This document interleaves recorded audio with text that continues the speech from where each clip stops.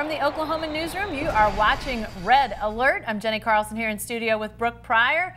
Joining us on the phone, Barry Trammell, columnist, as we talk about Oklahoma football and get you ready for Saturday's game against Tulane. That's a 5 o'clock kick down in Norman. It's a pay-per-view game. We may talk about that in a little bit, but let's get started with some on-the-field stuff, Brooke. And after last week, the big win at Ohio State, I think people are starting to not only look at Oklahoma as a true contender, all the pretender talk in the preseason, we'll leave that behind, but beyond that, Baker Mayfield's play, obviously huge in that victory.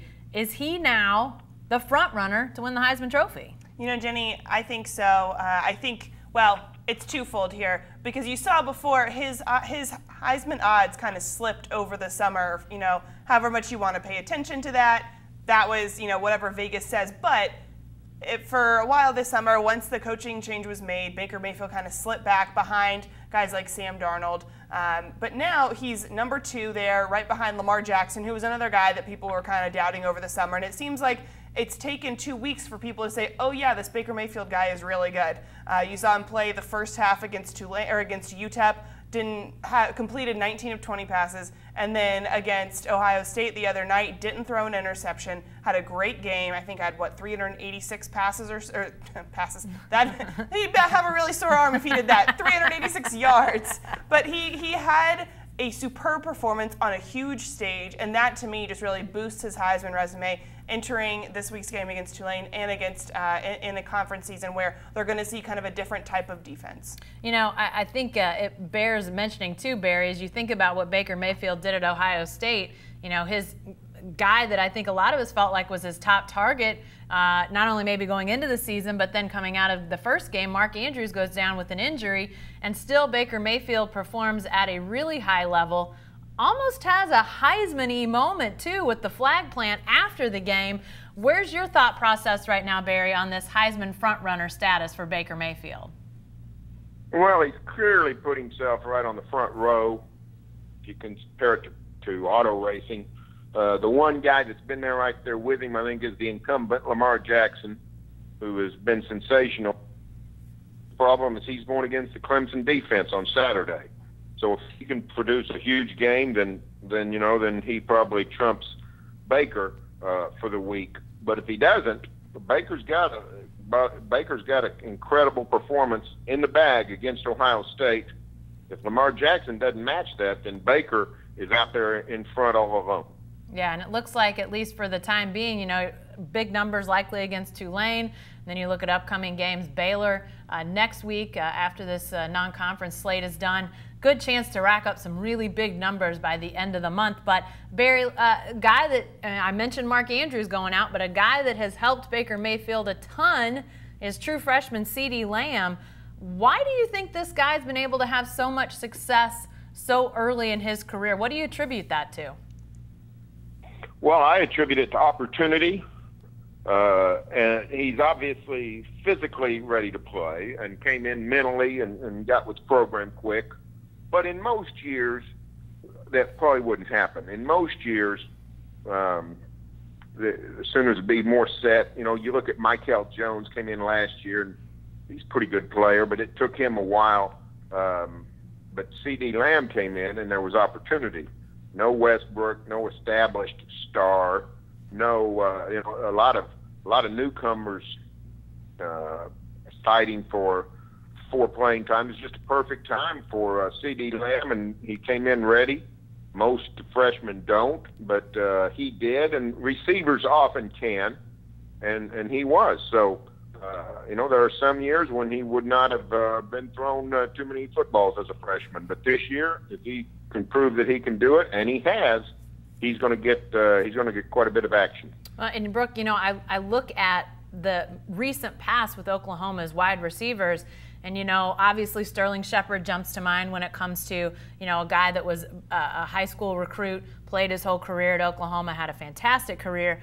But then you start to look around for other guys. It may be back to like a Ryan Broyles type of player, and that's been a while ago, that you find a high school recruit coming in and having a really great career. this may be sort of a turn back to getting those guys out of high school. We haven't even seen Charleston Rambo, and it looks like maybe now he's going to redshirt. But CeeDee Lamb out there having that success as a freshman, this is something important to Oklahoma, I would think. It really is, and I think there's an interesting parallel here between CeeDee Lamb and Sterling Shepard. You know, when CeeDee Lamb had his first Champions Walk a couple weeks ago, he was wearing a Sterling Shepard jersey. He is well aware of kind of the precedent in the recent history that Sterling Shepard set, and he wants to model himself after having a Sterling Shepard whew, type career. I'm struggling this morning. He wants to have that. Sterling Shepard. Say Sterling Shepard and She-Cell. Yeah, you can't even say it. They're tongue twisters. I can't say it once. I want you to say it 3 times. I can't do it. But CeeDee Lamb wants to have that kind of career. There's something that's kind of stuck with me since I talked to CeeDee's coach back in, I think, January when he was being recruited, signing day and all that. And he said, you're going to be going from DD to CD. Granted, it was catchy then, it's catchy now, and it's still kind of, it's ringing true a little bit. They are very different types of receivers, have different builds, but their impact on the offense, I think, can be very similar in the numbers that they were going to put up, maybe not necessarily all the deep throws and all of that, but CeeDee Lamb kind of has that it factor. You can tell it talking to him. We had a chance to talk to him for the first time this week. He's a very calm person. He looks super energetic on the field, and I think that he is, but he was telling us that he is very similar to Baker Mayfield, and Baker Mayfield's one that brought this up, that they're both, you know, when it comes to the game time, they're relaxed, they're not nervous, and that's something that's pretty rare for a freshman. And you can say, oh, well, he's just telling us that after the fact, but his play on the field really reflects that. Yeah, it looks like opportunity, physically ready, mentally ready too. A pretty good combination there for CeeDee Lamb, and we're seeing what he's doing. We've talked about the offense through 2 games, obviously great performance at Ohio State, but we can't go much further without talking about defense. And Brooke, I mean, these guys talked in the spring, they talked in the offseason, they talked in the preseason about changing the defense. They didn't feel like they played well enough a year ago. And we've seen through 2, I mean, one not very good opponent in UTEP, but a pretty darn good opponent in Ohio State. This defense is better. What has changed? Is it philosophy? Is it scheme? Is it mindset? What do you feel like has changed? You know, Jenny, to me, I think the biggest thing here is a mindset. You know, we talked about the 4-3 to the 3-4 and on about all these different schematic things, and that's part of it. Granted, the change there has not been as dramatic as we would think, but I think the biggest thing here is the change in philosophy. These seniors were talking about, the freshmen and them coming in, that these guys wanted to learn, that they were asking questions. And it's more than just lip service here. I mean, you can tell, again, in kind of like the CeeDee Lamb, the way they're playing on the field. You have a guy like Kenneth Murray who's come in and started immediately at middle linebacker. Robert Barnes, a true freshman who came in when safety Will Johnson got hurt against Ohio State. These guys are really buying into this program, and it's not just that the freshmen want to learn, it's that the juniors and seniors are teaching them, and there's no resentment on either side. Freshmen saying, oh, these guys think they know best because they've been here, or seniors saying, oh, these freshmen are just annoying, we don't want to hang out with them, whatever. It kind of seems like this 2017 class, we knew it was heralded coming in, it seems like they were the missing piece here, that their inclusion in this program has really made this chemistry a lot better.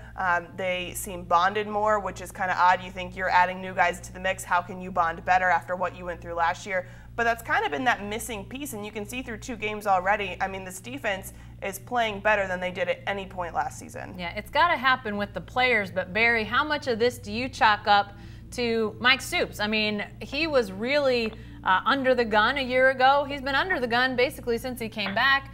Bob retires and Ruffin McNeil comes in. The question of, you know, what's Mike Stoops' situation moving forward? How much of this is Mike Stoops, do you feel like, Barry? Well, I mean, I think he's done an excellent job.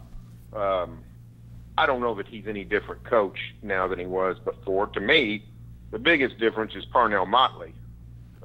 If you're playing without a good corner on one side in today's football, you got serious trouble.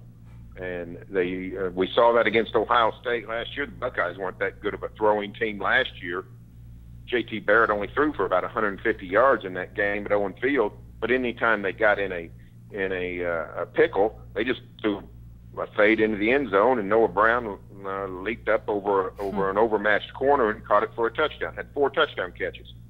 That's gone with Parnell Motley. So when you got Motley on one side and Jordan Thomas on the other, you've really fortified your defense, and then you can do some other things. You can blitz more. You do more coverages. You can leave those guys on an island more, and that's what's made Mike Stoops such a better coordinator this season, is that ability to trust his cornerbacks.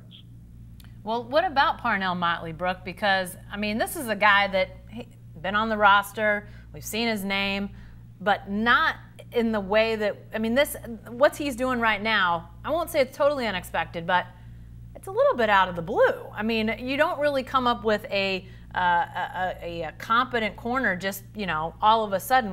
Where did he come from? Well, he's out of the blue in the sense that we didn't really see him play much last year, but we did see him in the spring game. He had an interception then. He's also a guy that he is his own best self-promoter. He's going to tell you just how good he is, and then the other players who hear his trash talk during practice are going to tell you how good he is too. You know, he's got nicknames, DC Island, he's from Washington, D.C., Piedmont, you name it. I think he gets the most lip service of any other player on this roster just by how much, I mean, these wide receivers are going against him. Jordan Thomas is talking about how nice it is to have this guy on the other side of the field to kind of help him protect there in those deep throws. But he's a guy who he told me earlier this week about how good it felt when he was in middle school and he got his first big interception, and how after that he said, wow, if I'd known it felt this good, I would be trying a lot harder. I would have gone after it. Well, now he's had his first collegiate interception, and he said it was the same kind of feeling that he wants to help OU get these turnovers. Last year it took them a while to get that first interception, but with Parnell Motley getting the ball rolling early, you can tell that there's a hunger here. I mean, he almost had 2 against Ohio State. 1 got reversed. But he's I think this another missing key to this defense that's kind of giving them this boost early that they're going to continue to build on throughout the season. Yeah, you know, you mentioned that we really didn't see him last year. And Barry, you know, I think back to last year and the cornerbacks that came in and came out and, you know, sort of looking for guys to fill those roles. And to think that he was on the roster and, you know, really wasn't part of that revolving door, and now, lo and behold, he's solidified that spot. You don't see this type of thing very often. At least I can't think of too many times where I've seen anything like this, Barry. No, and you know what this is? This is really just a credit to the Oklahoma recruiting. When people talk about the slump OU went through and 2012, 2013, 2014, you know, nice seasons, but not up to OU standards. They clearly weren't recruiting the caliber of player that they were accustomed to. And when you look at OU football last year, the Sooners literally went to their fourth cornerback before they settled on freshman Jordan Parker as a guy that they could sort of live with. They went through Dakota Austin and Parrish Cobb and McQuack Quick, and Quick got hurt, but it's not like they were crazy about the way he was playing. And then Parker came in and sort of solidified it to some degree. But what the Sooners have done is now they're bringing in guys that can play at a high level, more so than what they'd been doing the last 2 or 3 years. When you look at Murray at middle linebacker and guys like that, and some of the young linemen they brought in, and the perfect example of that is Parnell Motley. So he's just an upgrade over what they've been playing with at that other cornerback position, and it makes a world of difference. Definitely so. Some moving around that we see at the line of scrimmage by Obo Okoronkwo and Caleb Kelly. I mean, that's a lot more possible when you don't have to worry so much about those corners, for sure. Hey, before we wrap up the Red Zone, I think I called it Red Alert to start today. I combined our 2 OU and OSU segments with one name. Sorry about that, folks. Red Zone. Before we wrap up today, guys, this game on Saturday, not a ton in the way of intrigue out there. We have a pretty good idea who's going to win, that the Sooners are going to look pretty good against Tulane. But I think the one thing, Brooke, that is intriguing is who in the world is the starting running back for this team? You know, here we were a couple weeks ago asking that question. Is it Rodney Anderson? Is it Abdul Adams? Is it Trey Sermon? Is it Marcelius Sutton? And it was or. Through 2 games, we've seen all of them to some degree, but we still aren't real sure who the starter is. Who is it in your mind? You know, Jenny, last week OU they've kind of started this trend recently where they're releasing an updated updated depth chart quietly on Wednesdays. Haven't had a chance to check it this week, but last week they put Abdul Adams as that #1 guy. There was no or next to his name, but then you saw he fumbled early on, and once he fumbled, he was yanked. He seemed to have a really short leash there. They put in Trey Sermon and kind of rode that hot hand, occasionally using Rodney Anderson in there too. Marcellus Sutton didn't get any run, and according to Lincoln Riley, that's because he was riding the hot hand. Trey Sermon had it going on. Why take him out? You know what? I think they really wanted Abdul Adams to be their #1 guy. They were going to give him a chance until he messed up, and then they were going to take him out. And that's when I think they really want Trey Sermon to be their #2 guy. And then we may see Rodney Anderson and Marcellus Sutton occasionally, but I think those are their top 2 guys. They just want to see how they could perform at Ohio State. I would expect this week to have a rotation similar to UTEP, just with it being not as strong of a defense as they played at Ohio State. We'll probably see all 4 guys, probably a little bit more evenly divided, but I would expect to see Marcellus Sutton more in the second half. Barry, I think the biggest question from all of this, I mean, while it's been good for the Sooners to see Abdul Adams emerge, to see Trey Sermon emerge, question that comes to my mind is, what's happened to Rodney Anderson? I mean, this was the guy that when you talked about sort of a default guy to fill that starting role during the offseason, during preseason, he was the name that came up. Has something happened to him? Were we wrong to assume that he would jump into that role? What in your mind is the reason why we're not seeing Rodney Anderson play more snaps, get more carries? Well, I'm surprised. I thought he would be the man. 2 things. He doesn't seem to be anything extra special physically over the other guys. In game 1, it was pretty clear to me that Abdul Adams had sort of the physical edge on the other 3 guys. He had the better cuts against UTEP. And then Saturday night, it was pretty clear that Trey Sermon was the best tailback on the field in terms of just getting things done. But I will say this, Rodney Anderson played some. He ended up playing quite a bit in the second half. He was carrying the ball in the 4th quarter when the game was still sort of up in the air. So I think they still believe in him. I think they still trust him. I think they are still going to count on him. But I do think Abdul Adams sort of has showed him something, and then Trey Sermon has really showed him something. So I just think it's a little bit more crowded than maybe we thought then, and he's not quite, I don't know if he's fully recovered. I don't know if we just had him too high on the list. I don't know, but the Sooners appear to do have some tailbacks that can get the job done. Yeah, you mentioned that physicality, and you see Rodney Anderson.